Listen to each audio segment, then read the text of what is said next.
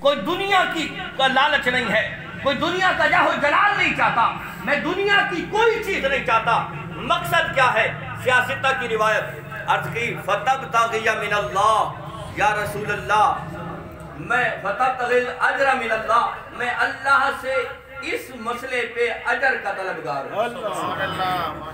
توجہ میری طرف ذرا زور سے سبحان اللہ۔ سبحان اللہ۔ یہ لنگر ہے بھی آپ کے لیے، بس یہ چند گزارشات تو آپ سنیں نا، جو وقت دیا گیا میں انشاءاللہ اس سے 1 منٹ بھی آگے نہیں جاؤں گا، لیکن توجہ میری طرف، بندے کا پھر جو ردھم ہوتا ہے نا وہ ختم ہو جاتا ہے۔ ذرا زور سے سبحان اللہ۔ سبحان اللہ۔ صاحبانہ آیا اور آر کے عرض کرنے لگا یا رسول اللہ ہاتھ بڑھائیں، میں ہجرت اور جہاد پہ آپ کے ہاتھ پہ بیعت کرنا چاہتا ہوں۔ اب جہاد کا مقام کیا ہے؟ کوئی غازی گھر سے نکلتا ہے اللہ کی رضا کے لیے جہاد کرنے کے لیے، تو فرمایا جب پہلا قدم اپنے گھر سے نکالتا ہے، نیت کی تھی کہ جہاد کروں گا اللہ کے لیے، رسول اللہ کے لیے، اسلام کے لیے، قرآن کے لیے میں جہاد کروں گا، پہلا قدم جب گھر سے نکالتا ہے رب کائنات اس کے گناہوں کو معاف فرما دیتا ہے۔ اور ہجرت کا کیا مقام ہے؟ ایک صاحب آیا عرض کرنے لگا یا رسول اللہ میں آپ کے ہاتھ پہ اسلام قبول کرنا چاہتا ہوں۔ نبی علیہ السلام نے ہاتھ آگے کیا تو اس نے ہاتھ پیچھے کھینچ لیا۔ نبی علیہ السلام نے فرمایا کیا چاہتے ہو؟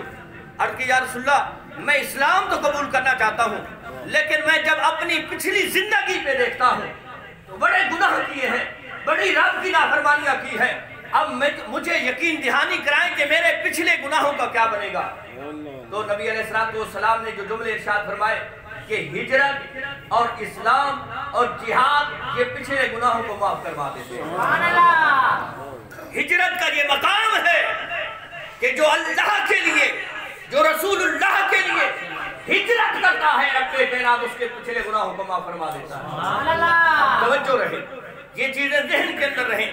عرض کی یا رسول اللہ میں آپ کے ہاتھ پہ بیعت کرنا چاہتا ہوں کہ ہجرت کروں گا اور جہاد کروں گا، اور ان دونوں چیزوں کا مقصد و مطلب ریزن کیا ہوگی اور ان سے میں چاہتا کیا ہوں۔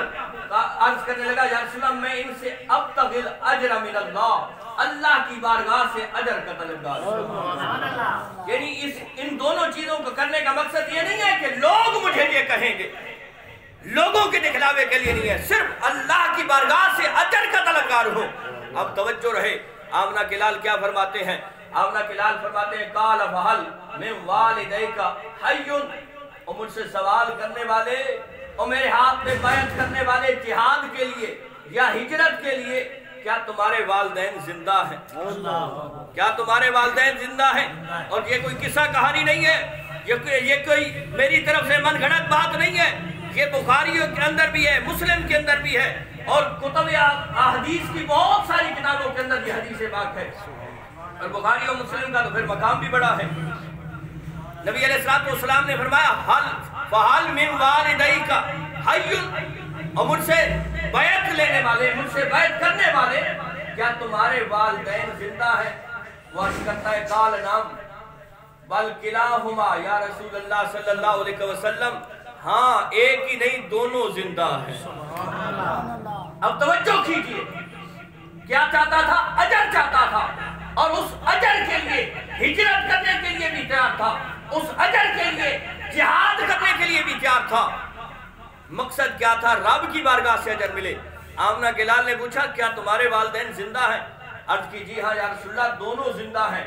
اب پھر فرمایا قال فتبتغی الاجر من اللہ، کیا تو اللہ کی بارگاہ سے اجر کا طلبگار بھی ہے؟ ذرا زور سے سبحان اللہ۔ سبحان اللہ۔ پہلے پوچھا تمہارے والدین زندہ ہیں؟ عرض کی جی ہاں یا رسول اللہ دونوں زندہ ہیں۔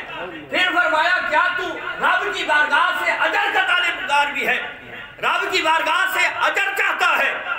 عرض کی جی ہاں یا رسول اللہ قال نعم، جی یا رسول اللہ میں رب کی بارگاہ سے اجر چاہتا ہوں۔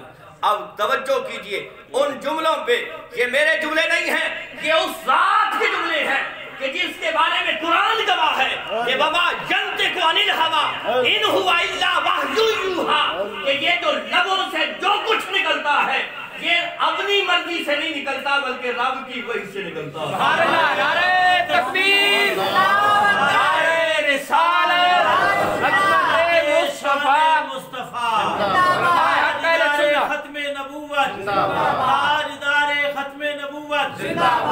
اور بلکہ حدیث پاک بھی ہے، حضرت عبداللہ بن عمر بن عاص رضی اللہ تعالیٰ عنہ جب بھی نبی علیہ السلام کی بارگاہ میں بیٹھتے، جو بھی آمنہ کے لال ارشاد فرماتے ان کو لکھ لیتے. تو کچھ دوستوں نے کہا اے عبداللہ بن عمر، نبی علیہ السلام کبھی جلال میں ہوتے ہیں، کبھی جمال میں ہوتے ہیں، کوئی بات لکھنے والی نہیں ہوتی، تو ہر بات کو لکھ لیتا ہے. ایک دن نبی علیہ السلام نے دیکھا تو حضرت عبداللہ بن عمر بغیر لکھے بیٹھے تھے، یعنی کچھ نہیں لکھ رہے تھے. تو نبی علیہ السلام نے فرمایا اے عبداللہ بن عمر، آج تو لکھ نہیں رہا. عرض کی یا رسول اللہ، کچھ قریشی نوجوانوں نے مجھے کہا ہے کہ نبی علیہ السلام کبھی جلال میں ہوتے ہیں، کبھی جمال میں ہوتے ہیں، ہر بات لکھنے والی نہیں ہوتی، تو ہر بات کو نہ لکھا کر. تو آمنہ کے لال نے جو جملے ارشاد فرمائے ہیں توجہ رہے. نبی علیہ السلام نے اپنے منہ کی طرف اشارہ کیا اور کیا فرمایا؟ فرمایا لا یخرج منہ الا الحق. اے عبداللہ بن عمر سن، اس منہ سے سوائے حق کے اور کچھ نکلتا ہی نہیں.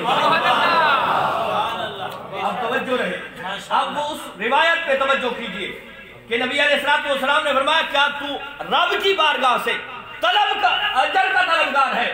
جی ہاں یا رسول اللہ. تو نبی علیہ السلام نے فرمایا قال فرج الی والدیک فاحسن صحبتہما. اپنے والدین کی طرف چلا جا اور ان کی اچھی خدمت کر. یہ جہاد سے بھی بڑھ کے ہے اور ہجرت سے بھی بڑھ کے ہے.